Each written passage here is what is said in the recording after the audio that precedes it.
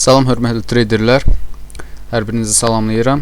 Inforax şirkətinin dəstəyi ilə bu günləri sizlərə yeni bir strategiya təqdim edəcəm. Strategiyada iki indikatordan istifadə olunur. Moving Average indikatorundan və stoxastik kalkulyatordan.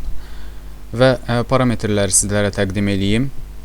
Deməli, ilk öncə onu qeyd edeyim ki, 1 saatlıq zaman intervalında adətən işləyir bu strategiya və həmçinin funt sterling dollar və digər cütlüklərdə də işlədilə bilər. Moving average-lərin parametrlərini sizlərə təqdim edeyim. Deməli, moving average 4 periodlu EMA göy rəngli, həmçinin moving average 13 periodlu, mən burada qırmızı rəngdə qeyd eləmişəm. Görə bilərsiniz burada. Həmçinin EMA və digər EMA sizə təqdim edirəm. Bu da 50 periodlu. Sarı rənglə qeyd eləmişəm. Həmçinin bu da EMA. Deməli, stoxastik kalkulyatorun parametrləri. İlk öncə periodları göstərim. 12, 12 və 5. Və səviyyələr. 20, 80, 40, 60 səviyyələri qeyd olunmuşdur. İlk öncə alış əməliyyatı haqqında danışım sizə. Alış əməliyyatı açmaq üçün qiymət hər 3 EMA-nın üzərində olmalıdır əvvəlcə. Lakin bu əsas şərt deyil. Əsas şərt ondan ibarətdir ki, ilk öncə mənim burada qeyd elədiyim göy rəngli 4 periodlu moving average EMA deməli 13 periodlu qırmızı rəngli EMA-nı kəsir. İlk siqnal budur. Və bundan sonra biz gözləyirik ki, həmən 13 periodlu EMA 50 periodlu EMA-nı altdan üstə doğru, məsələn burada göstərildiyi kimi, altdan yuxarıya doğru kəssin. Və bundan sonra ilkin siqnal yaranır bazara daxil olmaq üçün.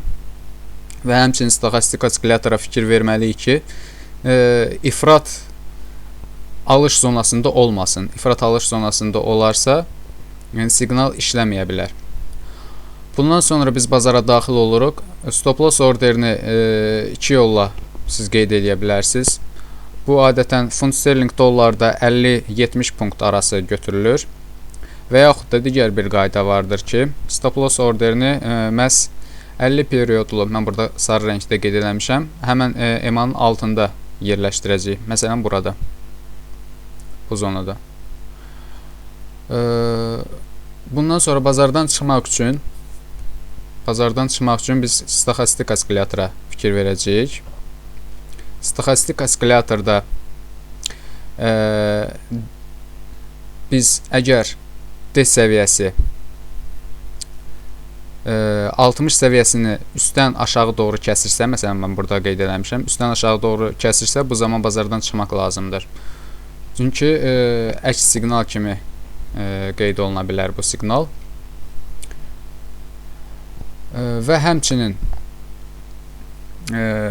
bazarda o vaxta qədər qalına bilər ki, məsələn, mən burada 50 periodlu EMA-nı qeyd eləmişəm. 50 periodlu EMA-nı qiymət üstdən aşağı doğru kəsərsə, bu zaman da bazardan çıxıla bilər.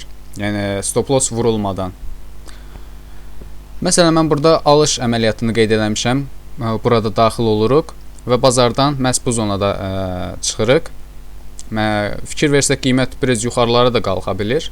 Lakin bizim strategiyamızın şərti ondan ibarətdir ki, stoxastik kalkulyatorda DeFi səviyyəsi, yəni ləngiyən hardasa 60 səviyyəsini üstdən aşağı doğru kəsməlidir. Satış əməliyyatı da tam bunun əksinə olacaqdır. Deməli, satış əməliyyatını açmaq üçün də moving average-lər ard-arda düzülməlidir.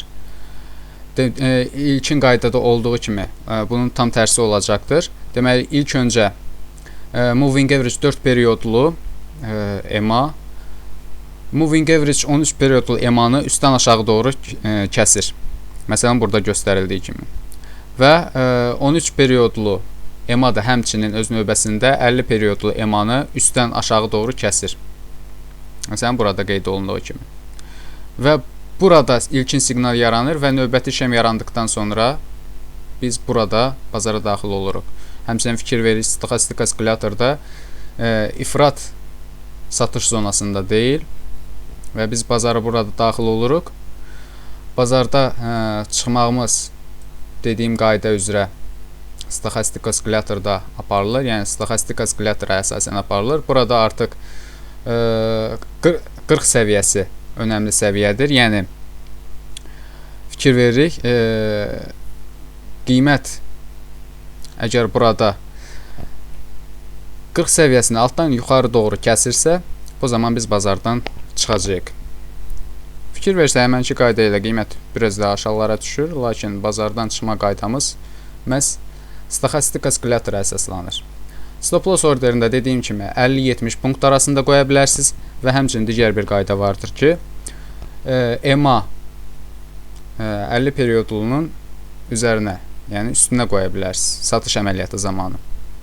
Güman edirəm hər şey sizə aydındır.